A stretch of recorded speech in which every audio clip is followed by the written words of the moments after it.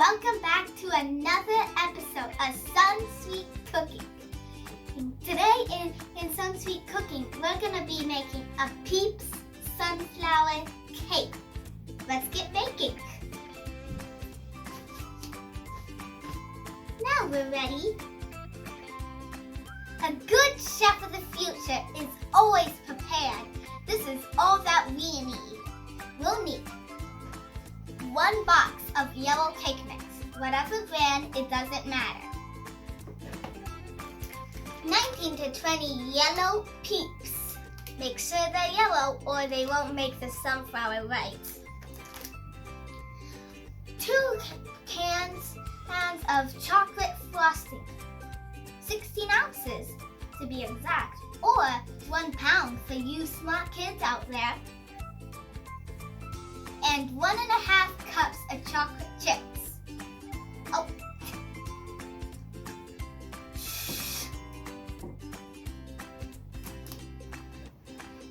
This is the yellow cake mix we decided to use. A good chef of the future will always read through all the directions first. Okay, so we'll need 1 cup of water. Whoa, it just appeared!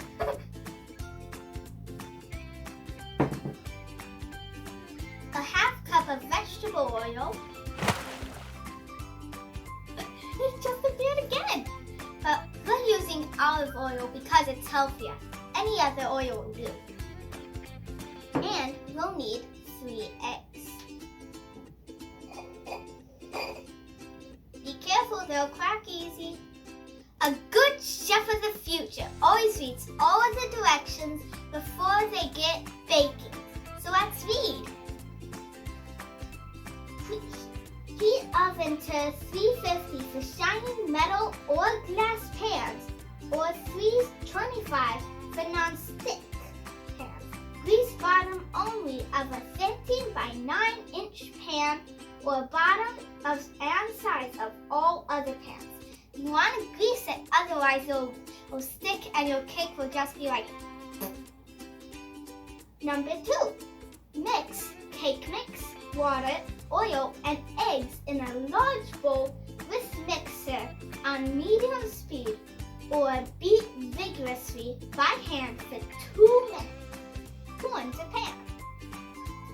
Bake as directed in chop or until toothpick inserted in center comes out clean. Cool 10 minutes before removing from pan. Cool completely before frosting. Okay, now that we've read all of our instructions, now it's time to do what they say. So, since I am using the non-stick pan, I will preheat it to 325.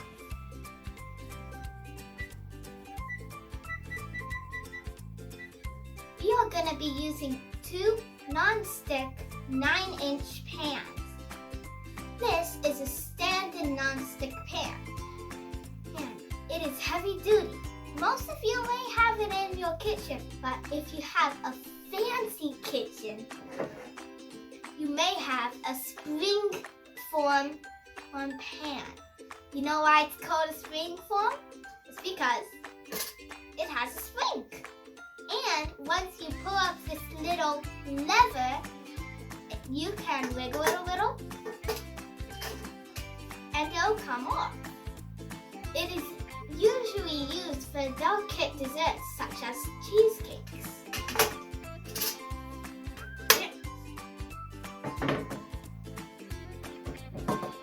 Then, for the mixing pot, you'll need either a hand mixer or a metal whisk. Oh, and of course, a large mixing bowl.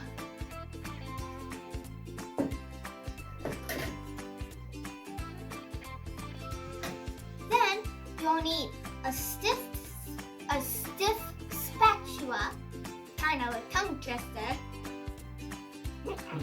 Can't bend it. Or a pastry knife. Don't worry, it's not sharp, like the other knives. It's just because of that silly name. And speaking of knives, you'll need either a serrated knife, be careful, it's very, very sharp, or a cake leveler. I'm going to be using a cake leveler. The first thing we'll need to do is grease down our cake pans. I am using cooking spray. I have already greased down my pans to help save time. Now, what it says to do is mix cake mix, water, oil, and eggs in a large bowl with the mixer.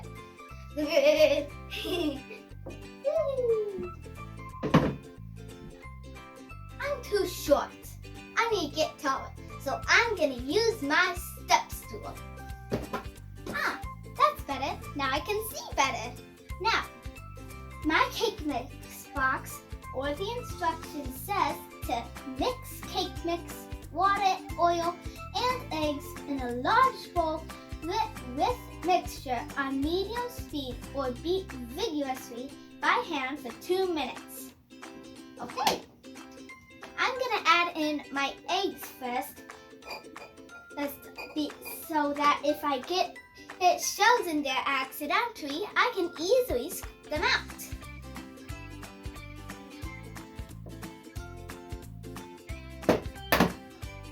Hit it hard, don't be afraid.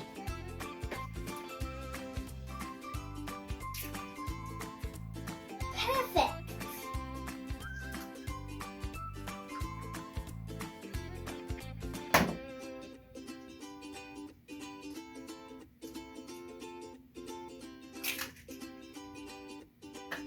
Oops. That was by accident.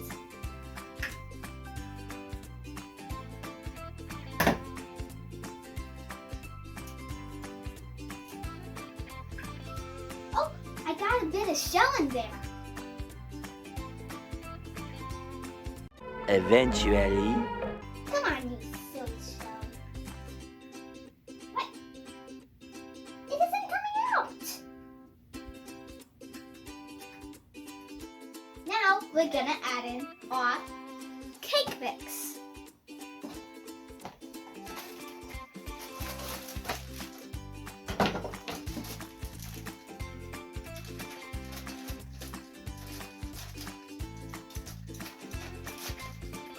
One minute, 37 seconds later.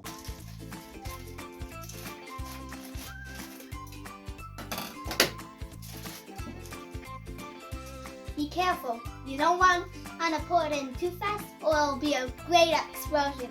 It will be funny, but bad.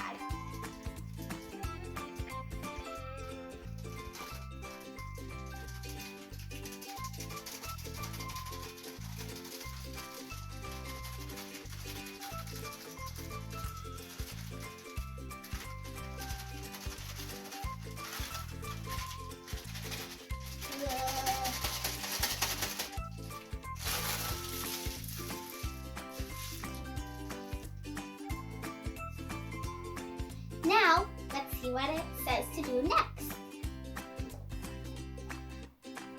Water. We need to add the water next.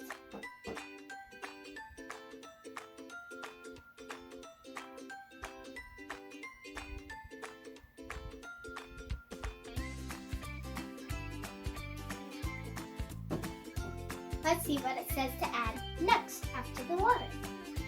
Oil. Okay, let's add in the oil.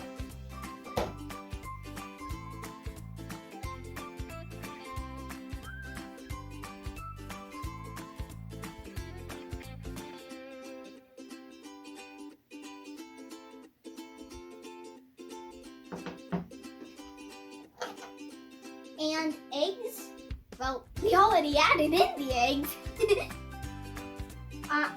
And beat this mixture on medium speed, which is about a 5 or a 3 or 2.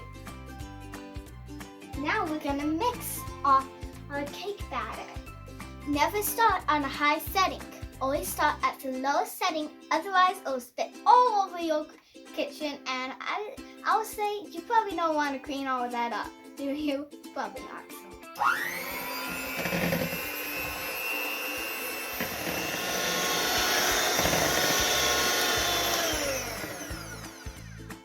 Always end it in the bowl, otherwise it'll spit all over your kitchen.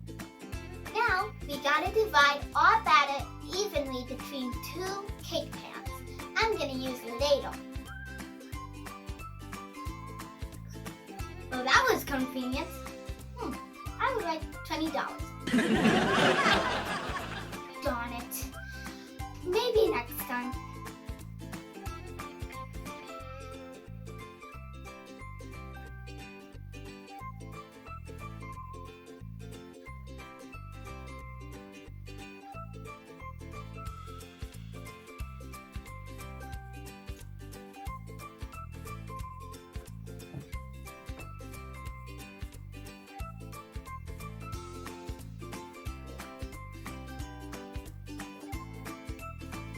You can use a scoop spatula to get everything out.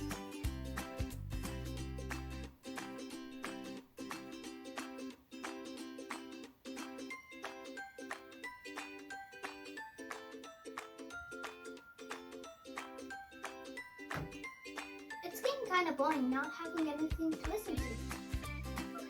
I should make up a song then. Ladle, ladle, oh, I love to ladle, spatter into plates and bowls, even pans and ovens. It is so easy, just use a scooped spatula to get it out. If it's too much, don't feel free to pour some out. Use a scooped spatula to get everything out. Don't be afraid, it's easy and simple. You can use it even if you're a little bit new. Don't be afraid to cook something up. It will be easy, even with a ladle.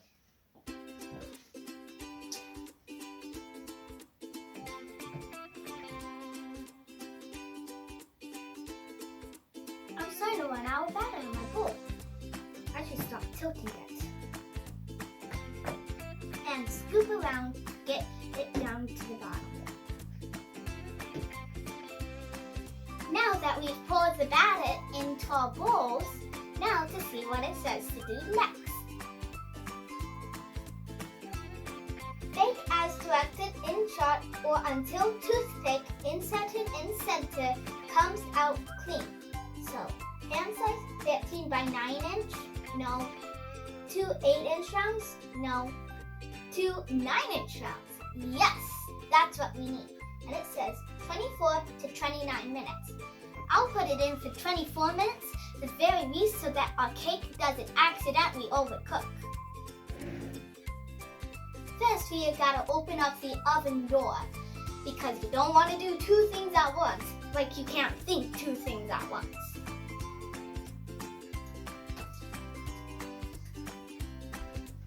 And you always want to put it on the bottom shelf.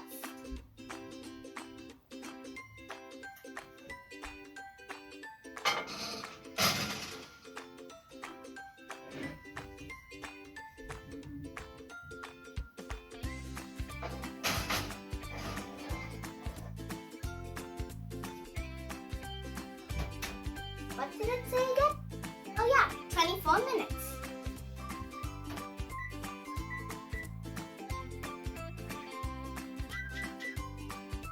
There we go. Now to wait. I don't like waiting because I really want to eat it now. It smells so good.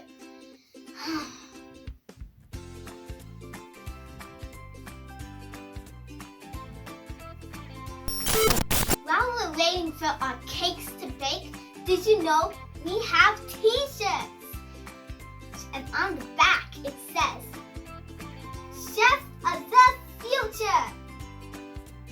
And that Chef of the Future can be you.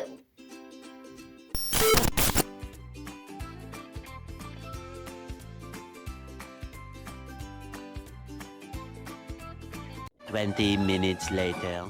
It smells so good. Let's take a sneak peek.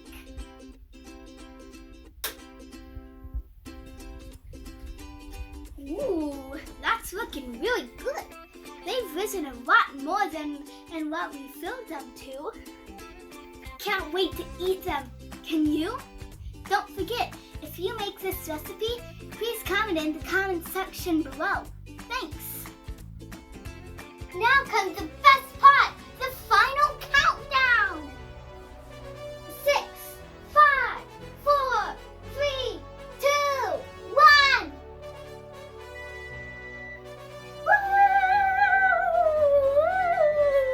Now it is time to pull out our cakes. Be careful, it is very hot. Always ask an adult for help. Whoa, the oven mitts just popped on. But I gotta do this quick, otherwise my cakes will stop burning. Always open it like this so you don't get a heat explosion in your face. Whew.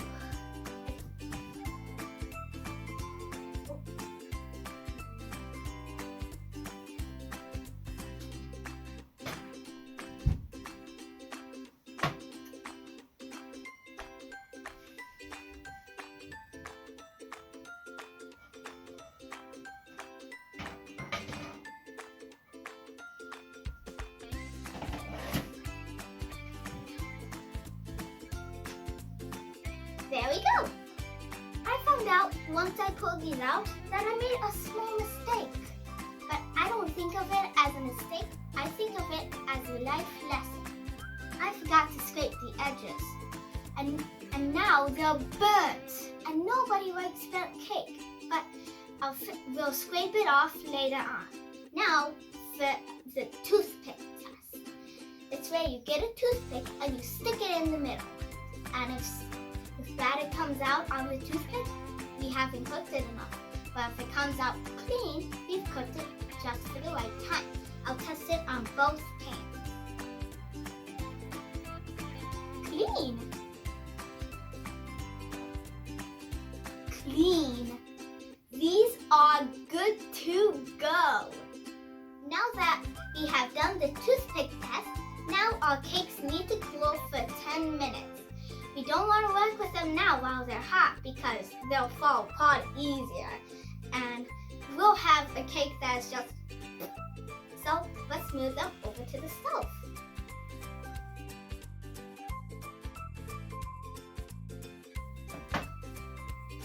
Oh, and don't forget, the pans are still hot. So always use oven mitts. Now, we gotta wait for 10 minutes. I'll set a timer.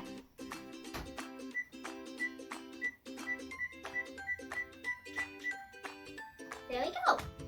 Now to the frosting. Whoop!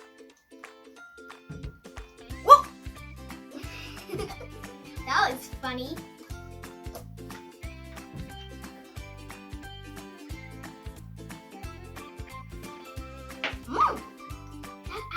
Is really rich and creamy, but shh, keep it a secret.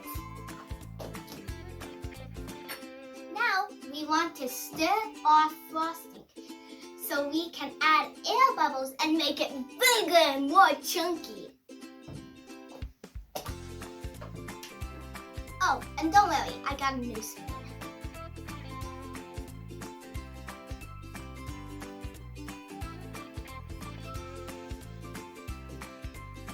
Now that we are done mixing our frosting, now to get the cakes out of the pans, I'll show you a simple and easy way to get the cake out of the standard pan. You will need cooling racks for them to cool on.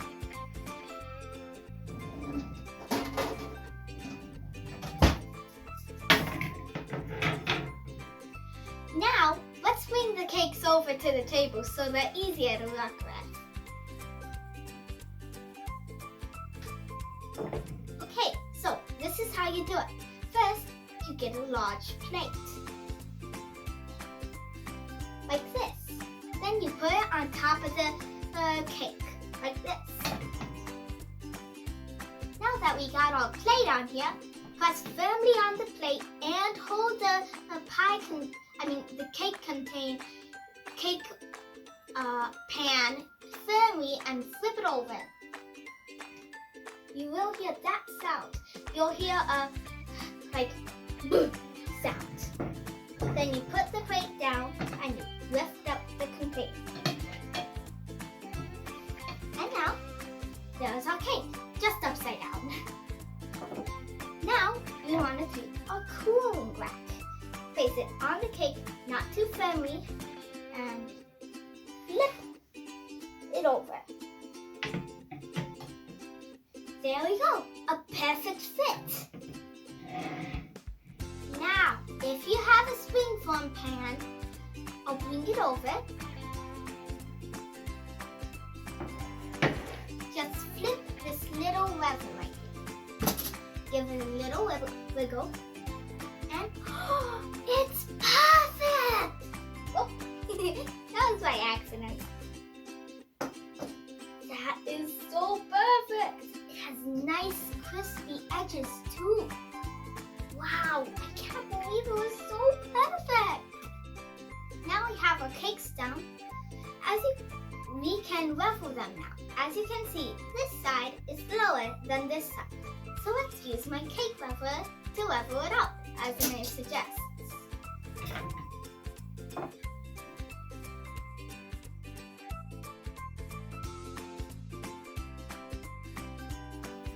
This is interesting to use.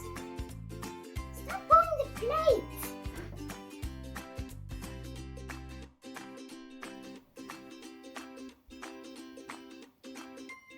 There we go, all done. Now that I have leveled my cake, now to pull the part that I've cut off onto another cooling rack.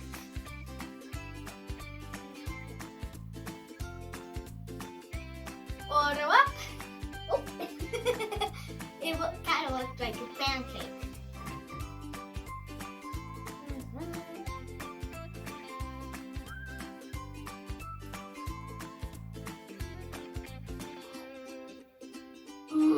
That's so good!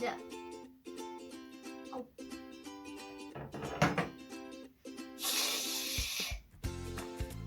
Now to take my cake and put it off to the side so I can level this cake.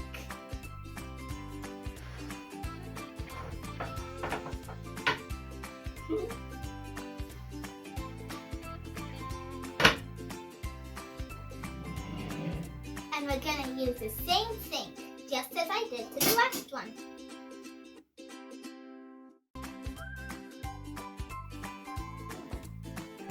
Done! Now we want to put this over with the other cake tops, as you can see.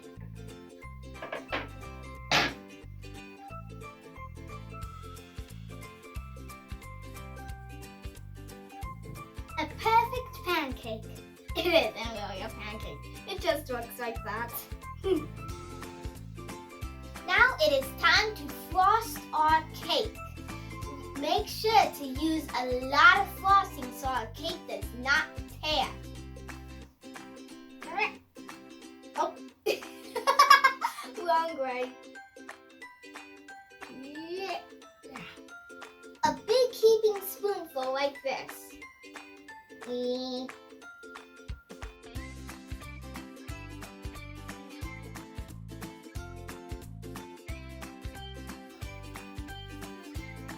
Now we frost.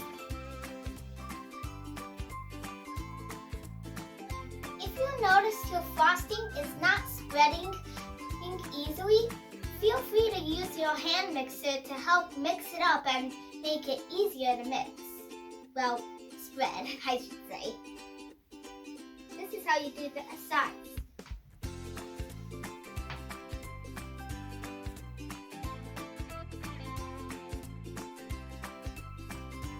And do that all around. But I need more. Make sure your cake is completely covered with frosting. Except the bottom. You don't want the bottom to get it frosted. Did you know Well, do you know why we put frosting on the cake? It kind of looks like a binding agent, almost like glue you use on paper. But I don't recommend you eat glue. You'll get an upset tummy from that. Now we gotta put frosting on this side of the cake.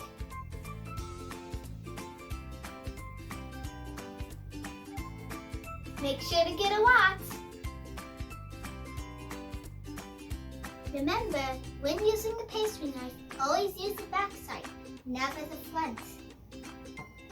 When doing this bit, you want to go all the way down to fill in all the cracks from the cake that we stacked on top.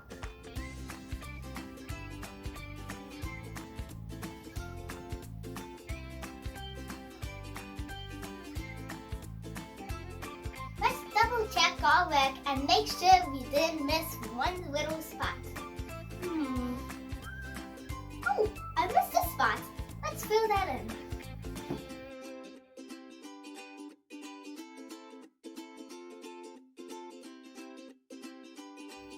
Now, since our plate doesn't look that good with all these frosting marks on it, let's clean our plate.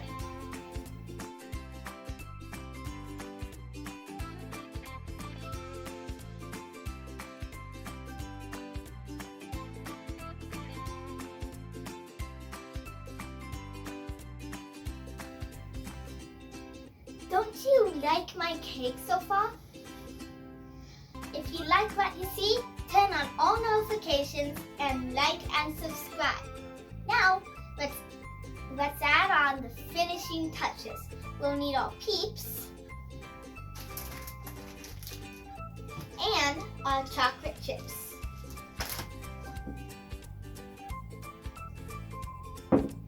Let's add on the peeps first so that we don't get the chocolate chips placement off.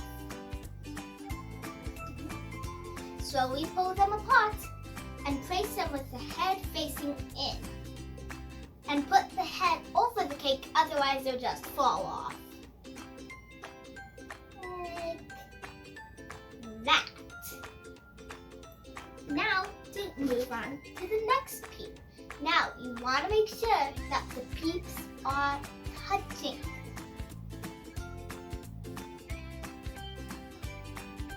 Like this.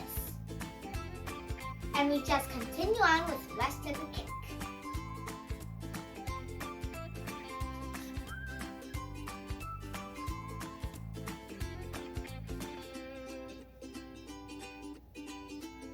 There, all of our peeps are on our cake. Now, we gotta add on the chocolate chips. So there should be a peeps ring. And on the inside, it should look all frosty. You want to place the chocolate chips touching very tightly around the outside, then one layer in, one layer in, one layer in, until you reach the center and you can't fit any more.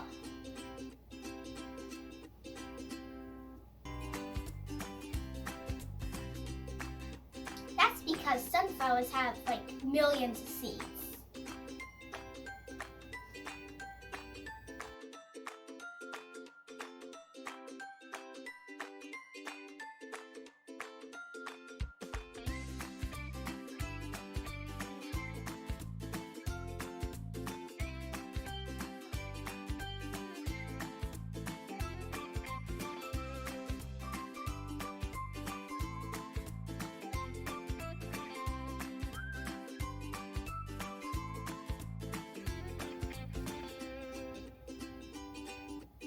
If you're an adult and you have big fingers, it's probably easier to use tweezers instead of those big fingers.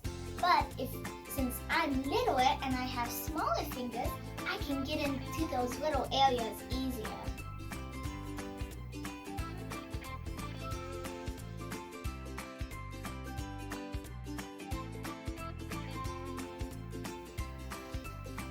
There we go, our cake is done.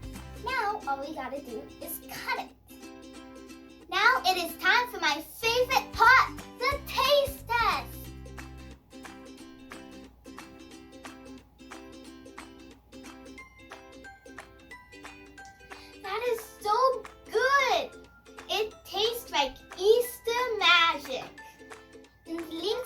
down below, there is a recipe card you can print off. And let me know if you make that recipe. Oh, and please don't forget to follow me on all social media